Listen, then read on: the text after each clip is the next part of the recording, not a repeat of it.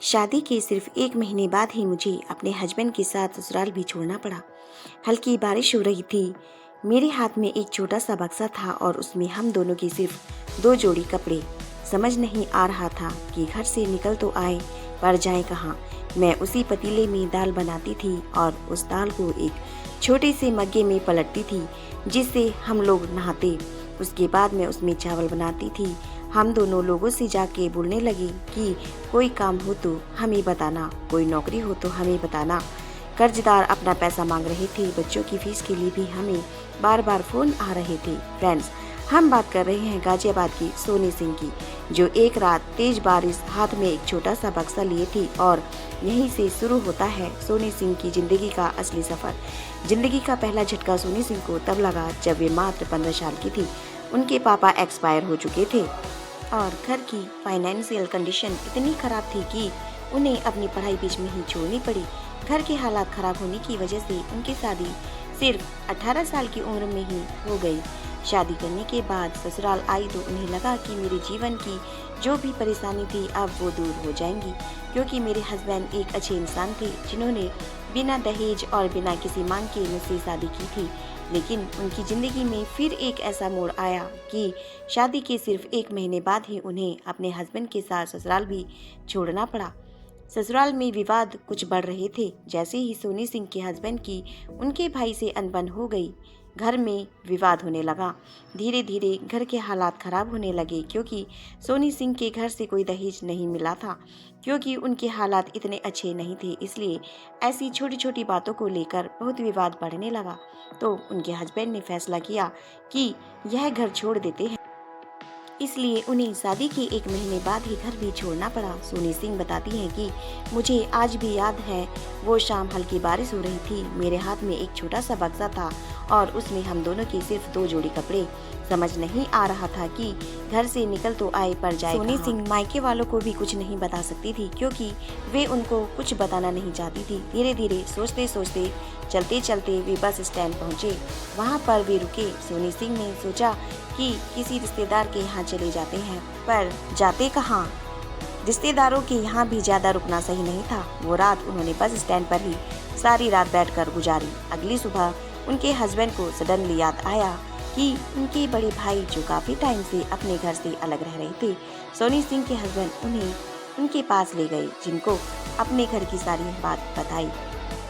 उसके बाद जब वे वहाँ से थोड़ी देर बाद चलने लगे तो उनकी भाभी ने सोनी सिंह को रोक कर बोला कि रुक। उन्होंने उन्हें कुछ थोड़े से बर्तन दिए, जैसे कि एक छोटा पतीला, 2 प्लेट, 2 गिलास और एक चम्मच। और उन्होंने सोनी सिंह को यह सब देकर बोला कि यह तेरे काम आएगा। उन्होंने उन बर्तनों को बक्से में रख लिया और वहाँ से चल दिए। फिर वहाँ से जाने के बाद उनके हस्बैंड अपने एक फ्रेंड के घर लेके गए, जिसका मोबाइल रिपेयरिंग का ही काम था। उसको भी उन्होंने अपनी सारी बात बताई।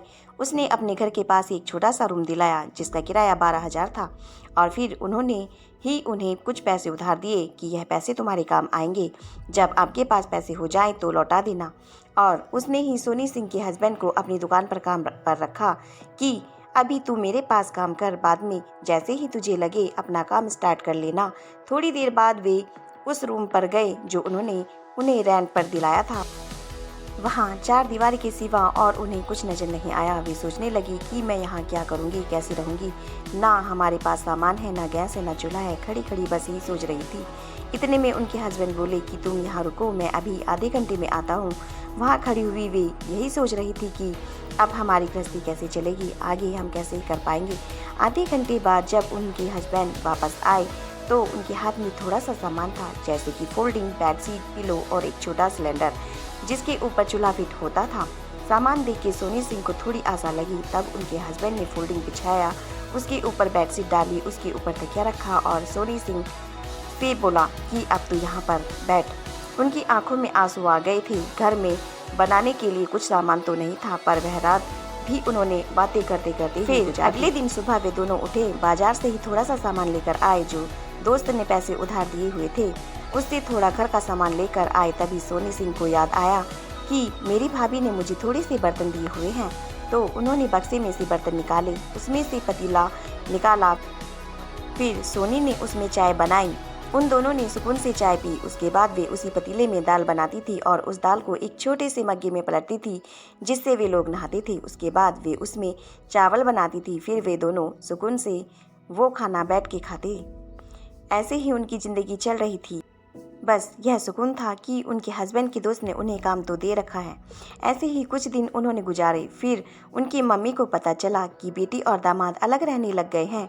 तो उनकी मम्मी ने एक दिन थोड़े बर्तन रिक्शे में रख के उनके भाई के द्वारा भेजे, जिसमें बड़ा सिलेंडर, बड़ा चूल्हा, थोड़े बर्तन, गृहस्थी का पूरा सामान था। वो सामान नया तो नहीं था, पुराना ही था, लेकिन उन्हें सुकून था कि अब गृहस्थी ढंग से चल पाएगी और मैं काम भी ढंग से कर पाऊंगी। खुशी खुशी वे लोग रह रही थी। पैसे की तो दिक्कत थी, मगर उन्हें सुकून था कि हम खुश हैं। सोनी सिंह को एक दिन पता चला कि वे प्रेग्नेंट हैं। हाथ में पैसे नहीं थे, क्या करती। उनके हस्बैंड ने उनसे कहा कि सरकारी हॉस्पिटल में हम डिलीवरी करवाएंगे।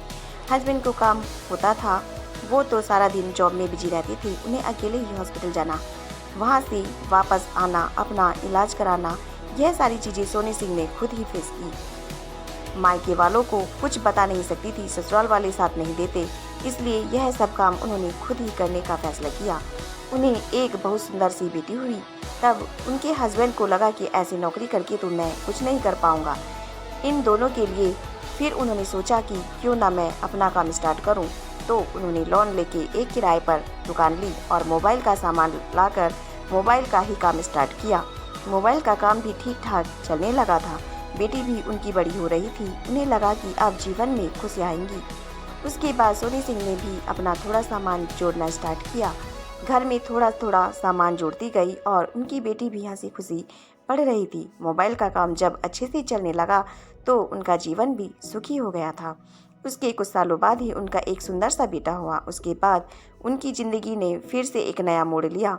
उसके बाद लॉकडाउन लगा। सोनी सिंह की दुनिया फिर से बिखर चुकी थी। दुकान बंद हो गई थी। वे सब घर बैठ चुके थे। हाथ में एक पैसा भी नहीं था। सोच रहे थे क्या करें, कैसे खाएं। कभी पड़ोसी से उधार लिया, किसी रिश्तेदारों से उधार मांगा। ऐसे करके वे अपना गुजारा चला रहे थे।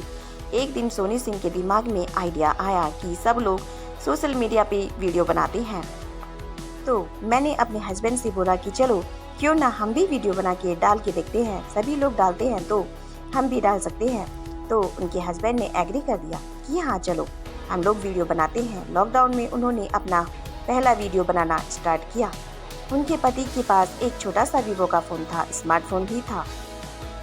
उससे वे लोग वीडियो बनाते थे। वीडियो काफ़ी अच्छा तो नहीं होता था, पर दिल को सुकून था कि चलो हम कुछ कर रहे हैं, वीडियो बना रहे हैं। उससे ही उन्होंने वीडियो बना के डाला और लोगों की वीडियो देखते थे तो काफ़ी क्लियर आती थी, पर कर तो कुछ सकते नहीं थे क्योंकि इतना पैसा का इंतजाम नहीं था। तो इसलिए उन्होंने उसी फ़ोन से ही स्टार्ट किया। काफ़ी लोगों ने उनकी मदद करी। उनके मकान मालिक काफ़ी हेल्पफुल थे। उन्होंने उनकी मदद करी। कभी वह राशन भिजवा देते थे, कभी कुछ पैसे दे देते थे कि भाई अपना गुजारा चलाओ, अपने बच्चे देखो, जब तुम्हारा काम ठीक हो जाएगा तो हमें पैसे वापस कर देना। उसके बाद जब लॉकडाउन खुला तो कर्जदारों ने, लोन वालों ने, बच्चों की स्कूल वालों ने, सब ने एक ही साथ पैसा मांगना शुरू किया। लॉकडाउन में बच्चों की फीस जा नहीं रही थी। प्रिंसिपल के फ़ोन पर फ़ोन आ रहे थे कि ऑनलाइन क्लास चल रही है, फीस तो आपको देनी ही पड़ेगी। अब करते क्या? उन्हें कुछ समझ नहीं आ रहा था। तो उन्होंने अपने हस्बैंड को बोला कि चलो मेरी मम्मी ने जो मुझे कान के टॉप्स दिए हैं उसको हम गिरवी रख देते हैं, ताकि हम कम से कम बच्चों की फ़ीस तो भर सकें। उनके हस्बैंड ने ऐसा ही किया, कान के कुंडल गिरवी रखे। फिर उन्होंने उससे बच्चों की फ़ीस भरी। फिर उनके मकान मालिक ने उन्हें आइडिया दिया कि आप लोग खाना बहुत अच्छा बनाते हो, मोबाइल में अगर तुम्हारा कुछ नहीं हो रहा है तो क्यों ना आप खाने का काम स्टार्ट करें। आइडिया उन्हें भी अच्छा लगा। लॉकडाउन खुलने के बाद सोनी सिंह और उनके हस्बैंड ने डिसाइड कर लिया था कि हम लोग खाने का ही काम स्टार्ट करेंगे। फिर उन्होंने मोबाइल की दुकान बंद करके उसी शॉप में एक डोसा कॉर्नर खोला। डोसे वे खुद बनाती थी। खाना तो उन्हें अच्छा बनाना आता ही था। वे लोग सुबह 4 बजे उठते थे, डोसे बनाने की तैयारी करते थे, बच्चों को स्कूल छोड़ के आते थे, फिर अपनी शॉप पे जाते थे। वहाँ पूरा दिन मेहनत करने के बाद रात को वे दोनों 11 बजे घर आते थे। तब वे अपने पति से कहती थी कि हमें अपने वीडियो बनाने का काम भी नहीं छोड़ना चाहिए। वे रात को 11 बजे घर आकर वीडियो शूट करते थे। 1-2 कब बज जाते थे उन्हें पता ही नहीं चलता था।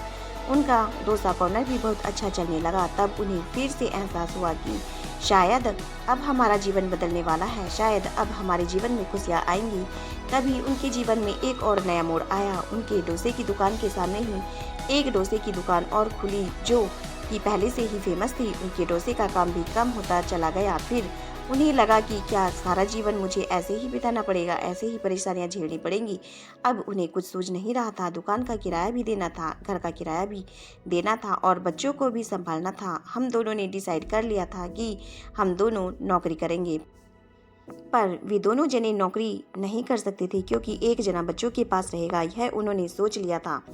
जिसको भी पहले नौकरी मिल जाएगी वही नौकरी करेगा और एक जना बच्चों के पास रहेगा। वे दोनों लोगों से जाके बोलने लगे कि कोई काम हो तो बताना, कोई नौकरी हो तो हमें भी बताना। कर्जदार अपना पैसा मांग रहे थे। बच्चों की फीस के लिए भी उनके पास बार बार फोन आ रहे थे। उनके पति एक बार तो इतना परेशान हो गए थे कि उन्हें लगा कि अब मैं नहीं रह सकता, अब मैं फांसी लगा लेता हूँ। पर सोनी सिंह ने उन्हें बोला कि जीवन में कभी हार नहीं माननी चाहिए। फिर उनके पति ने बोला कि चलो यहाँ से कहीं चुपचाप चले जाते हैं, कम से कम कर्जदार तो हमसे अपना पैसा नहीं मांगेंगे। तो उन्होंने बोला कि ऐसे मुंह छिपाने से कुछ नहीं होगा, अगर हम यहाँ से चले भी जाएंगे तो आगे हमें कहीं से जाके पैसा लेना पड़ेगा, हमें कुछ ऐसा करना ही पड़ेगा जिससे हमारा जीवन बदल जाए।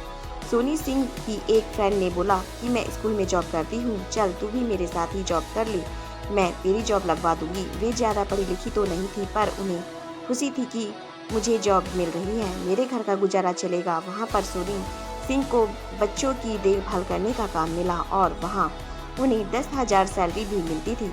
वे खुशी खुशी अपना काम करती थी और यहाँ बच्चों के पास उनके पति देखते थे। स्कूल से आने के बाद भी सोनी सिंह अपनी वीडियो का काम जारी रखती थी। नए नए कंटेंट सोचना, वीडियो शूट करना, यही उनकी दिनचर्या बन गई थी। एक दिन जब वे स्कूल से घर आई तो उनके हस्बैंड ने बताया कि हमने जो एक कॉमेडी कंटेंट बनाया था भिखारी को लेके, वो हमारा वायरल हो चुका है, उसमें 10 मिलियन व्यूज आ चुके हैं। यह सुनकर तो सोनी सिंह की खुशी का ठिकाना नहीं रहा।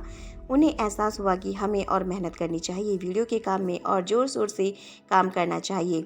उन्होंने अपना वीडियो का काम जोरों शोरों से शुरू करा। वे अपना कॉमेडी कंटेंट सारे प्लेटफॉर्म पर डालते थे, जैसे यूट्यूब, फेसबुक, मौज।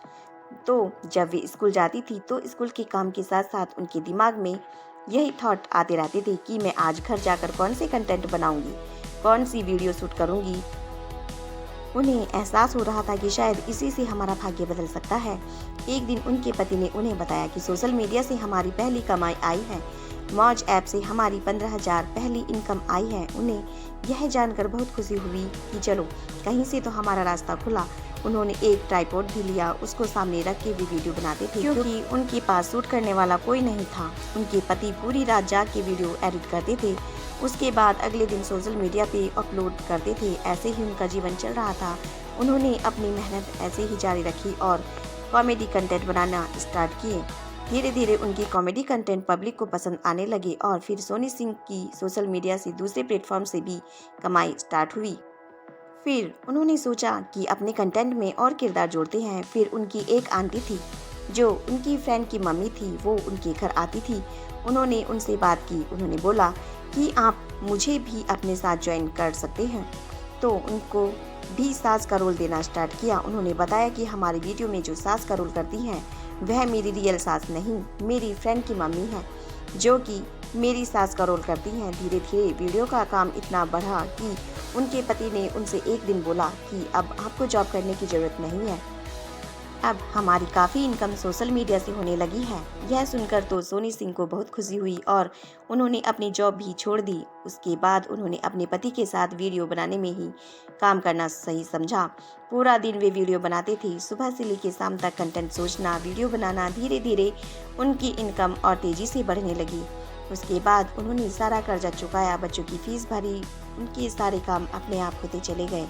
सबसे पहला प्रमोशन उन्हें स्किन केयर कंपनी ने दिया, जिन्होंने उन्हें 5,000 की पेमेंट ऑफर की। सोनी सिंह ने खुशी खुशी वो प्रमोशन किया और वो प्रमोशन भी काफ़ी वायरल हुआ। उसकी वीडियो भी काफ़ी वायरल हुई। काफ़ी प्रमोशन उन्होंने किए और अब उनकी इनकम सोशल मीडिया से काफ़ी आ गई। उसके बाद उन्होंने अपना घर चेंज किया, अपना लाइफस्टाइल चेंज किया। अब वे अपना यही काम करते हैं। सोशल मीडिया पे वीडियो बनाना उन्होंने कभी सोचा नहीं था कि एक सोशल मीडिया उनकी ज़िंदगी बदल देगा। जब कुछ नहीं था तब भी उन्होंने हिम्मत नहीं हारी। आज वे जो कुछ भी हैं वह सोशल मीडिया की वजह से हैं। अगर हौसला हो तो जीरो से भी हीरो बना जा सकता है। तो ये थी गाजियाबाद की सोनी सिंह की कहानी, जो दूसरे लोगों को यह सीख देती है कि अगर हमारे अंदर हिम्मत है तो कभी भी हमें हार नहीं माननी है। हमें हर मुश्किल समय में भी संघर्ष करते रहना चाहिए, चाहे मुश्किल कितनी भी बड़ी क्यों न हो। प्यारे साथियों, हमारी यह कहानी आपको कैसी लगी? यदि कहानी अच्छी लगी हो तो प्लीज़ कहानी को लाइक कर दीजिए और हमारे चैनल को सब्सक्राइब कर दीजिए, ताकि हम आपके सामने और भी अच्छी अच्छी कहानी लेकर आएँ। धन्यवाद।